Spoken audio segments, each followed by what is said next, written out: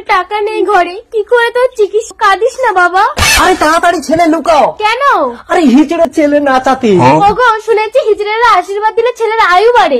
বিশ্বাস করিস এক্ষুনি 20-30 হাজার টাকা লাগবে। 30 টাকা আছে ঘরে, যাও ছেলে নিয়ে ভেতরে যাও। যাও ছেলের মা, ছেলে বারটা নাচাবো। হ্যাঁ এখানে হাত লাগিয়ে দেখ না মালটা ঠান্ডা নাকি গরম, ছুরির মতো আদব কায়দা বাতাস। আমাদের বাড়িতে কোনো ছেলে হয়নি, যাও এখান থেকে। কেমন পুরুষ রে তুই? না কিন্তু আমার মুখ সামনে কথা বলে নয়, কিন্তু হাত উঠে যাবে বলে দিচ্ছি। মাদ্রাকা ভেঙে পেছনে ঢুকিয়ে দেবো। হ্যাঁ বাচ্চা বার করে 30 হাজার খাবার কর। হ্যাঁ ছাড়ো ছাড়ো বলছি। এই বাতার বাচ্চা জন্ম দেওয়ার শ্রদ্ধা মানে পড়ে না। ঢুকবি আয়।